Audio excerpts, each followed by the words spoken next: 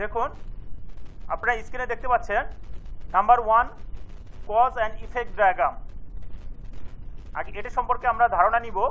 আমি আপনাদের বোঝার সুবিধাতে বাংলা এবং ইংলিশ দুটোই রেখেছি। চলুন আমরা মূল আলোচনায় চলে যাই। It is a qualitative technique used to identify potential cause influence a problem, outcome or effect. At least one subject matter expert needed in the stream, done with the help of brainstorming. brainstorming কিন্তু অনেক গুরুত্বপূর্ণ একটা বিষয়। Validate each potential cause to find significant potential cause. For each significant potential cause, conduct why and why analysis.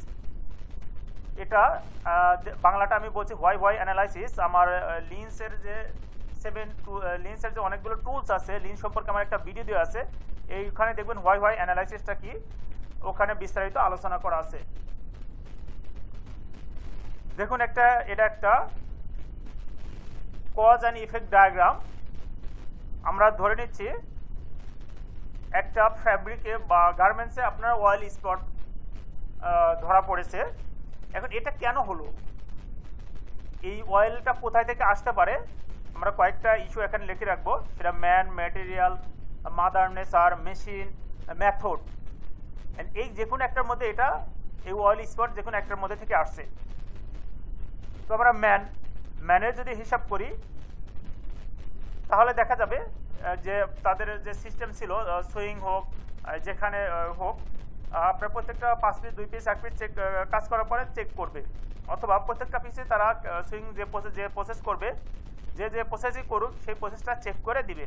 যদি সেটা check করতো তাহলে কিন্তু এই অয়েল স্পটটা যেত না, যে কোনো জায়গায় একটা ধরা পড়তো, যেখানে আউটপুটে গিয়ে ধরা পড়েছে। ম্যাটেরিয়াল, এখানে ম্যাটেরিয়ালের কোনো সমস্যা আছে কিনা আমরা খতিয়ে দেখব। মাদার নেচার, আপনার পরিবেশটা কোথাও কোনো ত্রুটি আছে কিনা যেখানে অয়েল স্পটটা ধরা পড়বে। এবং মেশিনে কোনো সমস্যা আছে কিনা সেটা আমরা চেক করব। মেথড, কোনো পদ্ধতি বা কোনো সিস্টেমের কোনো ঘাটতি আছে কিনা যেখানে অয়েল স্পটটা আসছে। তবে আমরা এটা পুঙ্খানুপুঙ্খ বিশ্লেষণ করে দেখা গেল যে মেশিনে আপনার oil out in machine feedback, এখানে অয়েলটা বের হচ্ছে মেশিনের ফিডব্যাক থেকে, যে কারণে কিন্তু এখানে এই অয়েল স্পটটা চলে আসছে।